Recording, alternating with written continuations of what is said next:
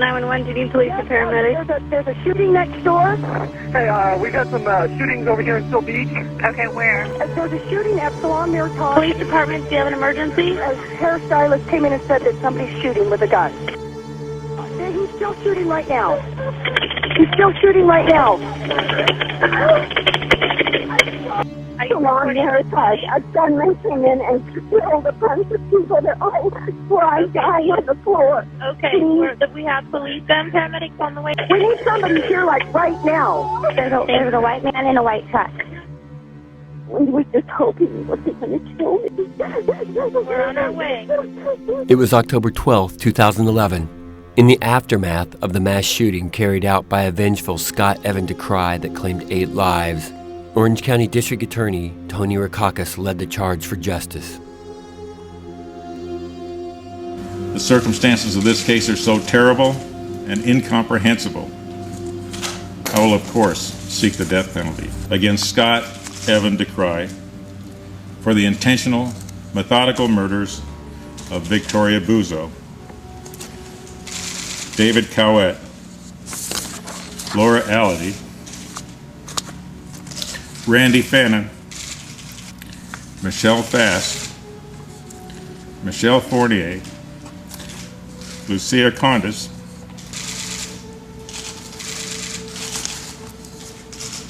and Christy Wilson.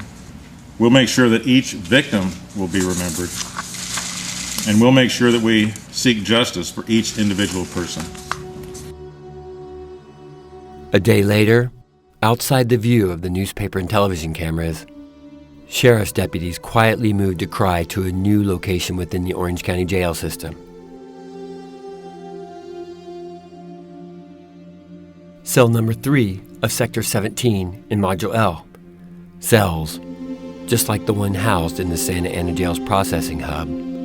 The cell right next to Dekraai could easily be wired for the secret system. Observers call that network the snitch tank, a place where investigators hope to glean incriminating statements from Dekraai, a prisoner with no prior criminal record and certainly no experience in a jailhouse.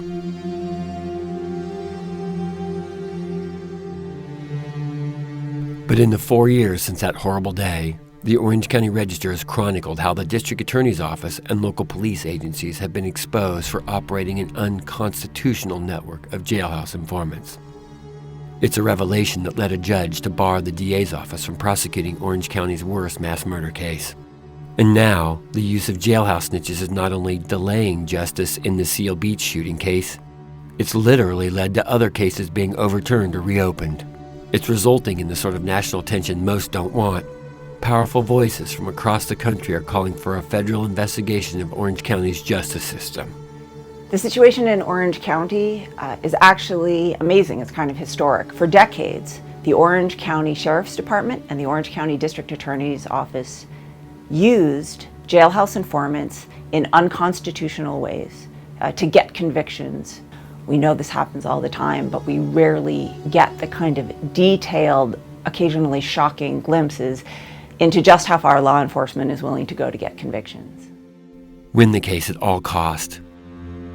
Even if that justice came by ignoring the very laws the office was sworn to enforce, and even turning to members of the feared Mexican mafia for help. No one knows just how deep or extensive the problem really is. Like any risky public policy, we need to be very careful in the way that we authorize the government to reward criminal offenders and criminal suspects with leniency in exchange for information. It doesn't mean we should never do it, but it means we should recognize the risks and regulate accordingly. For the last year, Register reporters Tony Saavedra and David Farrell have been focused on the use of jailhouse informants by the Orange County justice system. And Saavedra has been a part of the Register's investigations team for more than 15 years. The DA and police have been using a network of snitches for the last 20, 30 years without giving any information to the defense attorneys. And they've been doing this in order to secure confessions that'll help them to get convictions. The case against shooter Scott Dekraai seemed open and shut. Caught a few blocks from the scene with 3 guns, The 41-year-old former tugboat crewman told police, "I know what I did." In court, he pled guilty. The botched use of jailhouse informants and withholding of evidence has caused delays, leaving the victims' families waiting for justice for more than 4 years. Well, I talked with district attorney officials afterwards, and I asked them why, when you had such a slam dunk of a case, would you try to use a snitch, and would you use a microphone inside Dekrai's cell? And they said there's no such thing as a slam dunk, and they pointed to Edward Alloway. For prosecutors, the Dekraai case was an eerie reminder of what had been previously the most violent day in Orange County history. On the morning of July 12, 1976, Edward Charles Alloway brought a rifle into the library at Cal State Fullerton and opened fire, killing 7 people. At his trial, Alloway said he remembered nothing of the shooting. He testified that a group of homosexual men were plotting to kill him, and that his wife was in a pornographic film being shown in the basement. The Orange County District Attorney's Office pushed for a death sentence, but a judge found that Alloway was psychotic at the time of the shootings and declared him not guilty by reason of insanity. Alloway has been institutionalized in the state mental system since 1977. The terms of his commitment allow that he has a hearing every year. One of the attorneys fighting to keep Alloway behind bars is Orange County Deputy District Attorney Dan Wagner, the same man who was appointed lead prosecutor of Scott Dekraai, and the same man who is determined to gather enough evidence to battle a possible insanity defense. Well, if you're gonna cheat on the slam dunk cases, what are you gonna do on the hard cases? And that's this all at the heart of this whole issue is the right to a fair trial, and the need for police and prosecutors to play fair. Just up the street from the Orange County District Attorney's Office is the county's Office of the Public Defender. It was here that Scott Sanders unraveled the history of the mystery informant in the cell next to Dekraai. It was Sanders who launched a 2-year investigation into the covert system of jailhouse informants used by police and prosecutors to get confessions from inmates after they had already hired lawyers. Sanders and his staff investigated the jail's extensive information network while representing Dekraai and his second high-profile defendant, Daniel Wozniak, a community theater actor who killed 2 acquaintances, beheading one of them in 2010. Sanders' aha moment came when he noticed that the district attorney was using the same snitch, known only as Inmate F, to provide information against both of his clients. Inmate F is gang member Fernando Perez, once a rising figure in the Mexican mafia. The 32-year-old Perez has spent most of his life behind bars for crimes involving drugs, guns, and gangs. Facing life in prison for his most recent conviction, Perez began to gather information about his fellow inmates in hopes of getting on the good side of the district attorney's office. In October of 2011, Dekraai was moved to the cell adjacent to Inmate F, Fernando Perez. Jail deputies then wired Dekrai's cell and secretly recorded more than 100 hours of conversations between the 2 men. What happened was Perez got a hold of the sheriff's department and said, "This guy's talking." Sheriff's department got a hold of the DA's office. They met with Perez and decided, let's put a bug in his cell and let's get him to keep talking. Let's see what it says. They thought it couldn't hurt to listen. Well, they found out that it did hurt in a big way.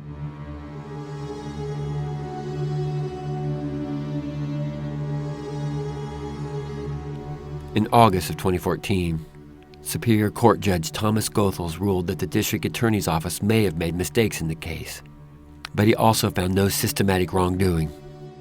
Once the scandal started to break, once Judge Goethals held, yes, this is a problem, we want to know more about the situation, we're going to hold the government accountable, the government started cutting deals.